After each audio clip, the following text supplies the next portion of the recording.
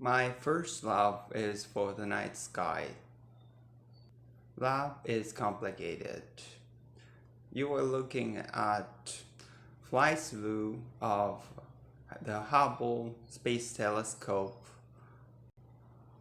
ultra deep field, some of the most distant images of our universe ever observed. Everything you see is a galaxy comprised of billions of stars each, and the furthest galaxy is a million trillion kilometers away. As an astrophysicist, I have an awesome privilege to study some of the most exotic objects in our universe. The objects that have captivated me from the first clash throughout my career are supermassive hyperactive black holes weighing to 1 to 10 billions times the mass of our own sun. These black holes are devouring materials at the rate of upwards 1,000 times more than your average supermassive black holes. With these two characteristics, with few others, make them quasars. At the same time, objects I study are producing some of the most high-energy particle stream ever observed. These narrow stream, called jets, are moving 99.99% of the speed of light and are directly pointed at the Earth. Now these jetted, Earth-pointed, hyperactive and supermassive black holes are called blazars or blazing quasars. What makes these quasars so special is that they are universe's some of the most efficient particle accelerator. Here I'm showing this is a conception of blazar. This plate by which material falls in to the black hole is called the accretion disk, shown here in blue. Some of the material is slingshotted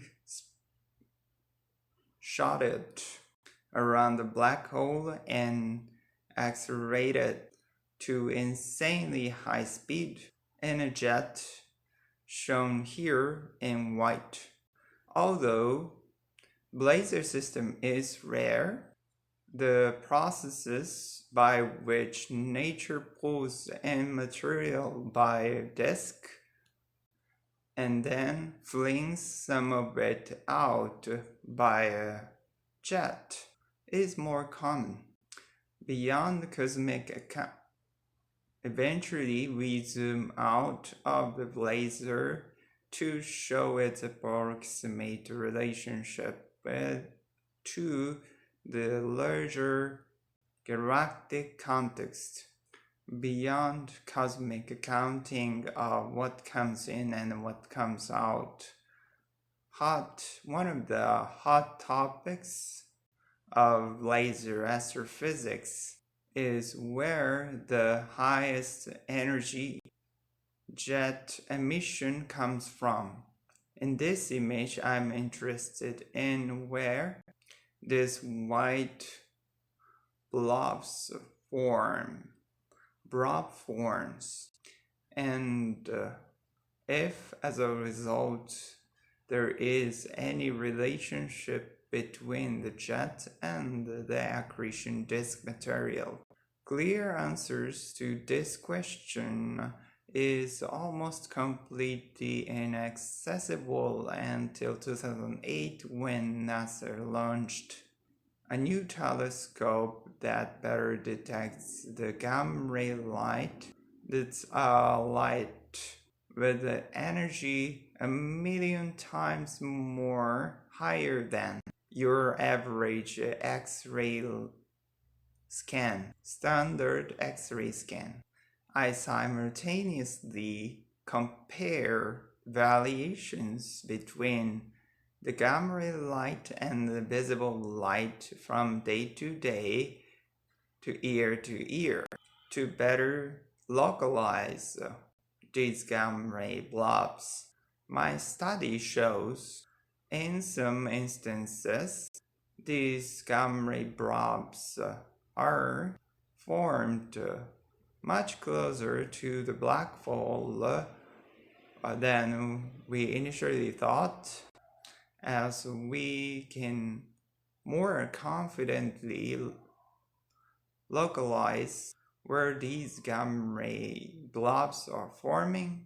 We better understand how these jets are being accelerated and then ultimately reveal the dynamic processes by which some of the most fascinating objects of the universe are formed.